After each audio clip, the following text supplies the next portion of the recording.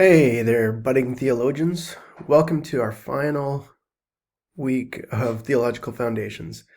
I hope that you have been enjoying the course. I very much appreciated your work in the discussion forums. You've thoughtfully interacted with the material that you've had to read or watch, and you've thoughtfully interacted with me and with each other. And I really appreciate that. It shows that you're thinking carefully and clearly about a lot of different issues. Whether you grew up a Christian or not, I hope that you feel like you have come to understand Christianity at a much deeper level. Um, I think that for me, at least, reading the right book, he gets at a lot of issues that are really important. And so I hope that you found that to be really helpful for understanding what Christianity is about. This week, we're going to be talking more or pretty much all about the church, what the church is about. Most of the time when we say the word church, we talk about, I'm going to church this week, and we think about the church being a building, but the church is actually a gathering of Christians. There's the universal church, which is all Christians everywhere around the world that meet and worship together and worship with each other, but we recognize them as being a part of the body of Christians around the world. Christians consider those who have died and gone before that were people of faith to be a part of the universal church through all of time and space.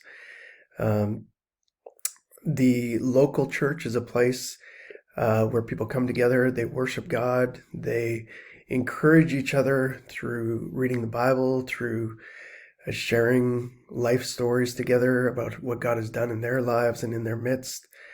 So the church is really important. I know in the discussions at different times, people have brought up, well, I can worship God on my own, and you can.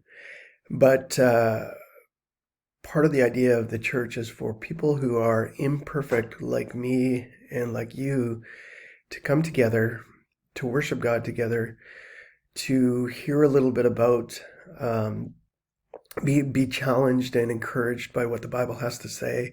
So learning, being taught, being inspired, and then go out into the world and share God's love in tangible ways, by helping in the community, by helping with friends and with family, and even with strangers.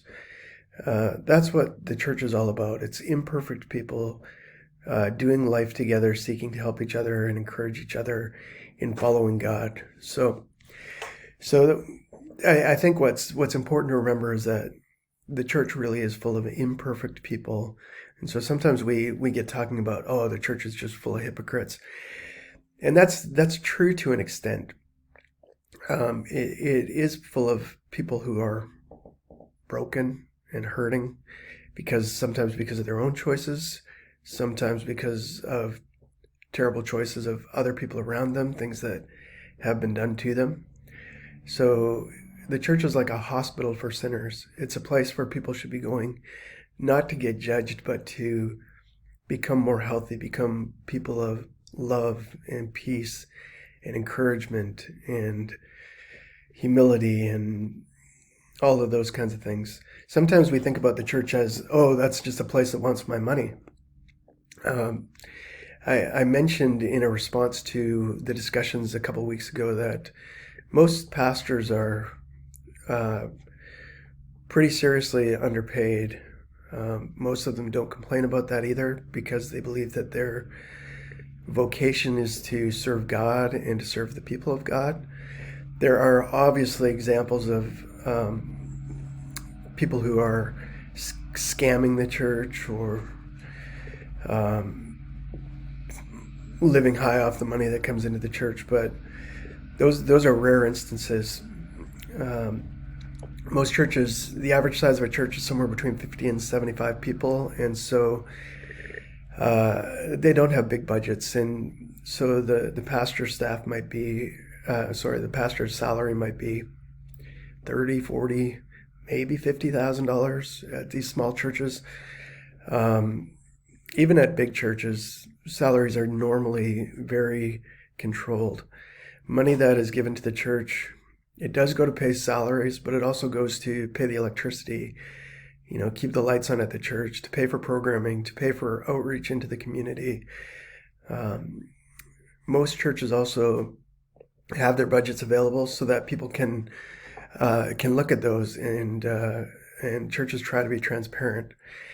And again, I know that there are abuses, particularly amongst mega churches where there's all sorts of money coming in, but that's rare, and it's important for you to understand that. So, anyways, we will be looking at the church this week in our readings in the video. I also want to remind you that your book report's due on the 10th, which I believe is Wednesday.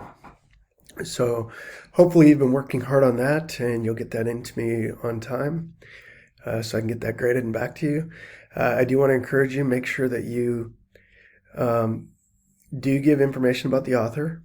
If you get that information from a book or a website, just cite your source. You can use any kind of citing that you want to, APA, MLA, whatever it is that you're used to. You can do that. You can use that.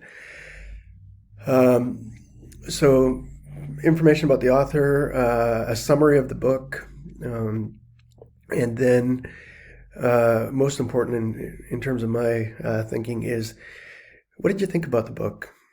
What did you learn? What was helpful? What was not helpful? Would you recommend this book to somebody else? Why? Why not? So really interact with that in the final section. So this is it for us this week. Like I said, I hope you've really enjoyed the course and feel like you understand Christianity at a lot deeper level.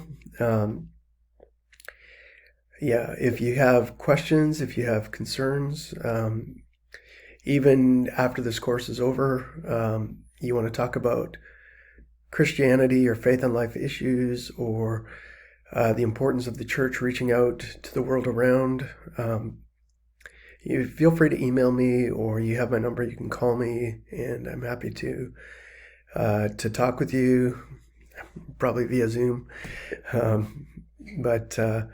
Anyways, I've enjoyed this course with you, and I hope you've enjoyed it as well. Blessings in all that you do. Blessings as you continue to work towards earning your degree.